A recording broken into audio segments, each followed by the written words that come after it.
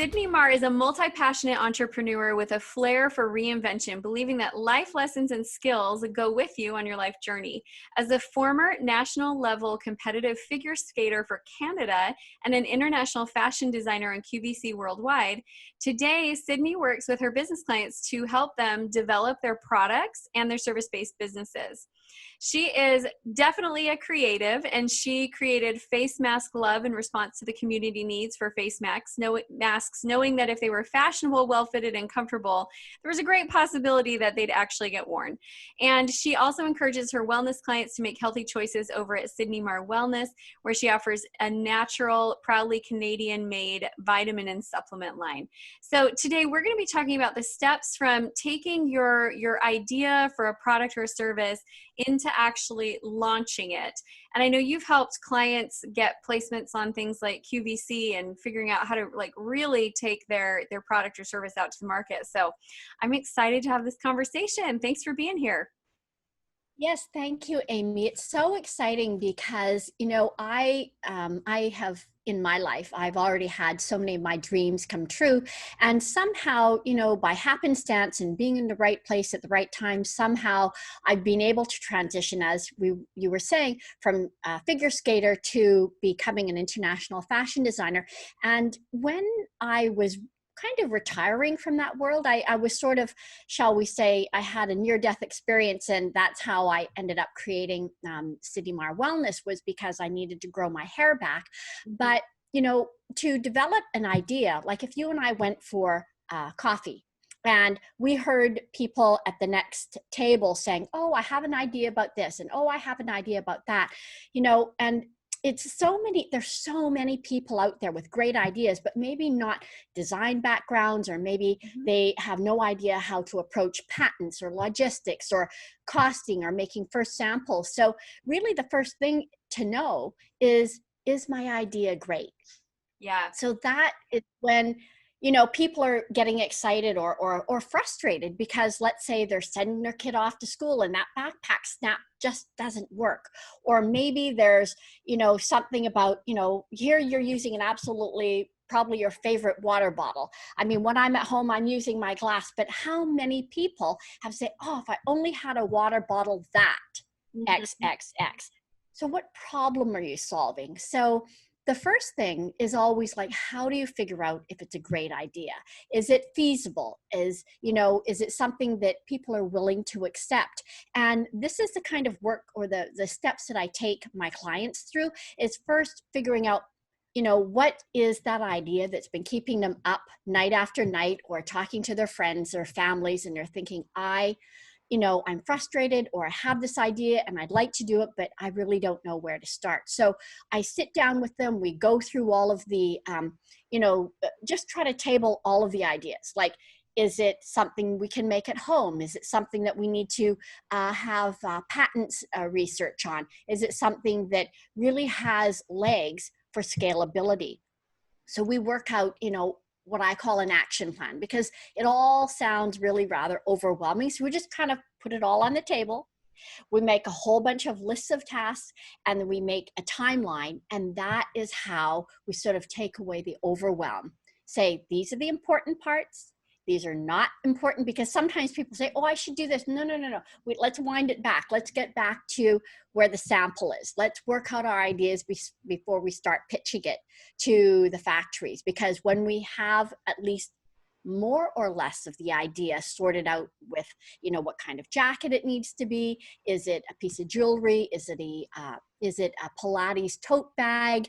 I've got so many clients with fabulous ideas, but we have to figure out what is the idea and how do we map out going from here to there. So usually I start in 3 months chunks, because it might be 3 months and then we might stretch it out into, say, 6 months, or sometimes it goes to a year, because life happens, like COVID happened, right? Yes, absolutely. Well, and I think I love that you said that COVID happened, because what I was just thinking about was how many service-based business owners have needs in their business that you're like, I wish there was a product that would solve this problem that I have in my industry. And because you're in that service industry, you have the connections, you have a lot of insights. You could then survey all of the people around you and create a product that runs, you have a product business that runs alongside your service business. You have a built-in market because you're already in the industry, you already have those connections. And then that's another way to kind of help protect your business when the service industries have been hit really hard this year. If you had another product or a service or a software or something that would help you to be able to have a little bit more stability. I think a lot of people this year are realizing that they don't want all their eggs in one basket for their business. Absolutely. And we really have, sort of slammed up against the wall with, for those of us who, were lucky enough to already be working at home. Mm-hmm. And there are those who are thinking, wow, maybe this is the time when, maybe I need to start thinking about how to switch from corporate into, developing that idea so I can be more free. Like you said, not having all your eggs in one basket. How do you manage your side hustle? I'm with my clients. One of the things that I do is we also look at, okay, if you're in corporate, let's take a look at your budget. Let's look at, what's really important for you to be paying for. Where can we tighten it up so that we can have a little bit more comfort for investing money into your ideas so that you have the time and the runway to build it. Like for instance, if we just talk about the face mask, for instance, one of the reasons I was motivated to do it is I didn't think I was really going to get back into manufacturing products in that category myself, because I do that with my clients. But it was frustrating to me because I was seeing things that weren't really well sewn, weren't really well fitted. They weren't really very fashionable. And I thought, gosh, like I'm just not putting on that sort of orangey weird print, or do you know what I'm saying? That's going to gap where, the CDC is going to say, well, there's gaps and it's not going to help you anyway. So that was, my first motivation was to put it together. But, I find that those are the kinds of pivots, the solving a problem. And first problem is, do we need face masks? Yes, now they're becoming mandatory in so many places, at least in the interiors of either businesses or shops and places that you need to go. The second problem is people won't wear them if they aren't very nice looking or if they aren't comfortable. And, I find that those are the kinds of problems you need to solve in terms of, what's your unique value proposition? Like what makes you different? Like, yes, you can still do a black skirt. What makes it different? Like, why would someone reach for a Louboutin with that beautiful red sole on the bottom? That makes him different, right? So these are the kinds of things that need to be thought through, like to take that idea, to figure out, okay, how do I really want it to work out the first kinds of samples so you can say, oh, that's not really what I meant. Because a seasoned designer will know that the sketch that they're doing will interpret fairly well, because it's typical for us when we're doing, say, garments, to do 3 versions. We make the first sample, we tweak it, we make the final production sample, and that's kind of the 1, 2, 3. But for people who aren't quite sure and they don't necessarily have a practiced vision, they need to make the first one. They're going, oh, that's not really what I meant. Yeah.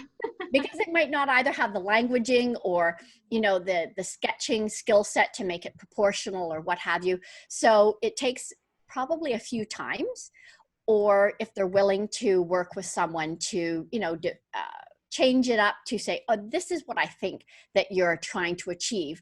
That's why we need to grab the idea and really nail it down so that it can be something that is feasible and producible. Awesome. Well, I think this is a lot of great information. If any of you have been thinking about, should I be, you had that idea. In fact, I'd love to hear from you in the chat. If any of you had an idea of something that you wanted to develop, a product you wanted to launch, or maybe a software, but something that would solve a problem in your industry, this is great advice. First of all, figure out, is it needed? What is the problem that it solves? And then what's unique about it? And one of the things that I love about business today is most of the top companies didn't invent something from scratch. They took something that existed and they made a little tweak to it that made it so much more enjoyable for us as the user experience. And I think that's a great place to look at it, is what's already out there that I could make better. So thank you so much, Cydney, for being with us today. What is the best way for our audience to get in touch with you and get connected if they want to discuss an idea that they'd like to take to market? Well, they can find me very easily on Facebook. I have, my personal profile, which I leave open so everyone can reach me there. They can also go over to my product development strategist website, which is cydneymar.com. And that's a lot of fun because on there, I have my discovery call. So if anyone has an idea, they can hop on there and book a call with me. It's sort of like, hey, I have an idea. Let's just talk about whether or not it's feasible. I'm always delighted to see if we can figure out if it's something that can be made. Is it something that's feasible? Is it Mhm. something that can scale up into a real full-fledged business?